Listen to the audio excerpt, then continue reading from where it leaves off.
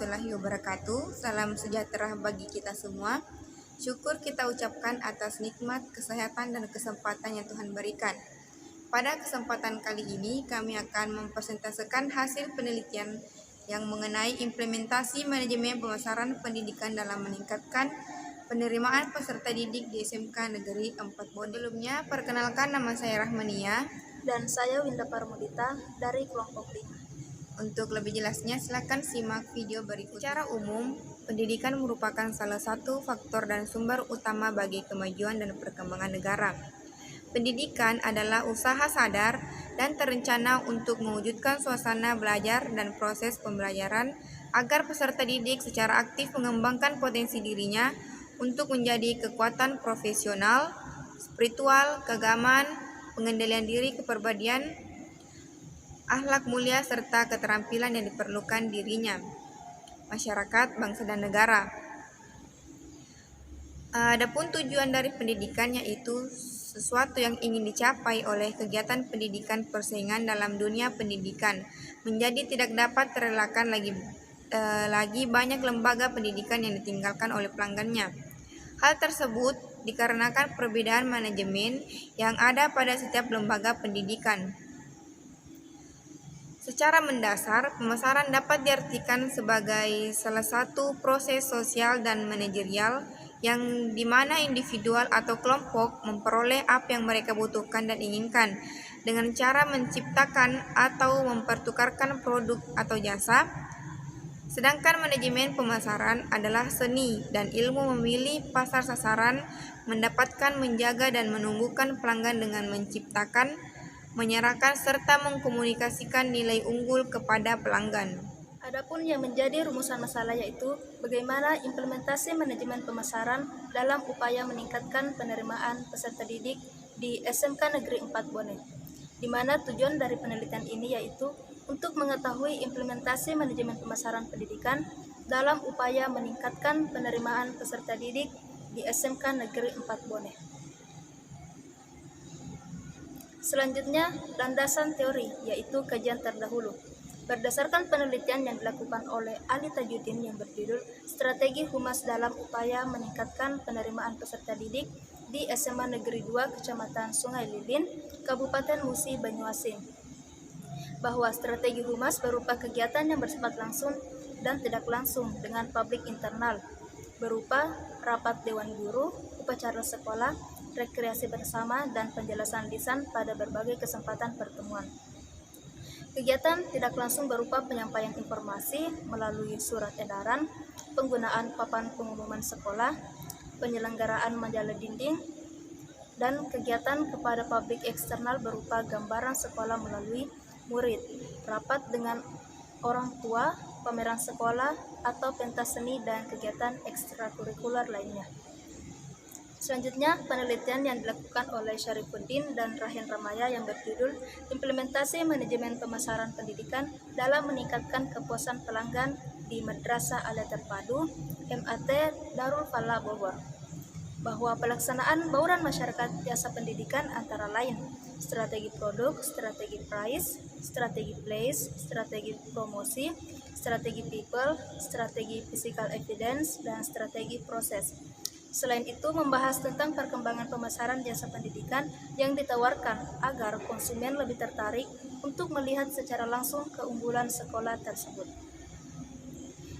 Selanjutnya, penelitian yang dilakukan oleh Zain Saifuddin, Syaromi Mashum, dan Hingkil Permana yang berjudul Implementasi Manajemen Pemasaran Pendidikan dalam Perspektif Islam di Madrasah Alia Al-Ahliyah Cikampek, Karawang, bahwa untuk mempromosikan sekolah tersebut dan untuk mendapatkan kepuasan dari pelanggan dan citra yang baik, yaitu melalui pertama perencanaan yang terdiri dari identifikasi pasar, segmen pasar, targeting, penempatan dan pembedaan produk, kemudian pengorganisasian, pengarahan, dan pengawasan. Yang kedua, kajian pustaka. Implementasi manajemen pemasaran pendidikan dalam upaya meningkatkan penerimaan peserta didik. Manajemen pemasaran pendidikan adalah sebagai suatu proses dan sosial manajerial yang dimana individu dan kelompok memperoleh apa yang mereka butuhkan dan inginkan dengan cara menciptakan serta saling menukar dan memanfaatkan jasa. Tujuan pemasaran jasa pendidikan untuk memberikan arah dan tujuan kepada kegiatan-kegiatan lembaga pendidikan. Selain itu, tujuan pemasaran adalah membuat produk perusahaan atau lembaga yang kompetitif karena ada nilai perbedaan dengan kompetitor. Pemasaran pendidikan mempunyai 7 elemen pokok. Yang pertama yaitu produk, merupakan segala sesuatu yang dapat ditawarkan kepada customer. Yang kedua, price, merupakan elemen yang berjalan sejajar dengan mutu produk. Yang ketiga, place adalah letak sekolah yang mempunyai peranan yang sangat penting karena lingkungan di mana jasa disampaikan. Yang keempat, promosi, merupakan bentuk komunikasi pemasaran yaitu aktivitas pemasaran yang berusaha menyebarkan informasi, mempengaruhi, membujuk dan atau meningkatkan pemasaran sasaran atas lembaga produknya agar bersedia menerima loyal kepada produk yang ditawarkan oleh lembaga tersebut. Nah, selanjutnya people merupakan aset pertama yang berfungsi sebagai service provider yang sangat mempengaruhi kualitas yang diberikan. Selanjutnya itu physical evidence, yaitu merupakan lingkungan fisik, peralatan perlengkapan, logo, warna, dan barang-barang lainnya. Selanjutnya proses-proses penyampaian jasa pendidikan merupakan inti dari seluruh pendidikan kualitas dalam seluruh elemen yang menunjang pendidikan. Hal ini menjadi sangat penting untuk menentukan keberhasilan proses pembelajaran. Penerimaan peserta didik. Pengertian penerimaan peserta didik menurut ketentuan umum Undang-Undang Republik Indonesia tentang Sistem Pendidikan Nasional adalah anggota masyarakat yang berusaha mengembangkan dirinya melalui proses pendidikan pada jalur jenjang dan jenis pendidikan tertentu. Penerimaan peserta didik merupakan aktivitas yang dilakukan oleh lembaga pendidikan pada setiap awal tahun pelajaran baru dimulai. Rekrutmen atau penerimaan peserta didik di sebuah lembaga pendidikan pada hakikatnya merupakan proses pencarian atau menentukan dan menarik pelamar yang mampu untuk menjadi peserta didik dalam suatu lembaga pendidikan yang bersangkutan. Adapun langkah-langkah dalam rekrutmen yang pertama, pembentukan panitia, penerimaan pembuatan dan pemasangan pengumuman penerimaan peserta didik baru yang dilakukan secara terbuka. Kemudian selanjutnya seleksi. Seleksi peserta didik merupakan kegiatan pemilihan calon peserta didik untuk menentukan diterima atau tidaknya calon peserta didik yang menjadi peserta didik dalam suatu lembaga pendidikan. Adapun tahap dalam seleksi yang pertama melalui tes atau ujian, melalui penelusuran bakat, dan melalui nilai STTB atau nilai ujian akhir nasional. Adapun hasil penelitian yang telah kami dapatkan yaitu manajemen pemasaran pendidikan. Dalam implementasi pemasaran pendidikan membutuhkan adanya manajemen. Sebab dengan adanya manajemen yang efektif, maka pelaksanaan pemasaran pendidikan dapat berjalan dengan baik. Untuk mencapai keberhasilan manajemen pemasaran pendidikan, dibutuhkan strategi yang harus dipenuhi dalam pelaksanaannya. Hal ini sebagaimana yang diungkapkan oleh Bapak Andi Faisal, SPD MPD, selaku Kepala Sekolah dalam pemasaran pendidikan. Terdapat 7 strategi. Yang pertama, strategi produk, yaitu pelaksanaan pemasaran sekolah dilakukan dengan menarik minat masyarakat Kecamatan Berebo, khususnya masyarakat Kabupaten Bone secara umum, untuk meningkatkan kualitas sekolah melalui komitmen bersama stakeholder sekolah untuk membawa peserta didik menjadi peserta didik yang cerdas dalam bidang akademik, juga menuntut peserta didik untuk dapat berwirausaha sebagaimana SMK Negeri 4 Bone itu mewujudkan sekolah yang unggul dalam bidang akademik, berakhlak mulia dan berjiwa kewirausahaan dengan menawarkan 6 program keahlian diantaranya tata kelola perkantoran, akuntansi keuangan, teknik komputer dan jaringan, teknik bisnis sepeda motor, agribisnis tanaman, pangan, hortikultura, dan teknik pengelasan. Strategi yang kedua, strategi price. Bahan praktik di sekolah disiapkan oleh sekolah itu sendiri, tidak dibebankan kepada orang tua siswa. Karena adanya anggaran sekolah seperti Pada kegiatan rapat, semua perwakilan jurusan mengusulkan proposal yang sesuai dengan kebutuhan jurusan. Strategi yang ketiga itu strategi place. Sekolah ini mempunyai lahan 1,3 hektar yang pemanfaatan lahan masih minim karena terdapat lahan kosong sekitar 800 meter.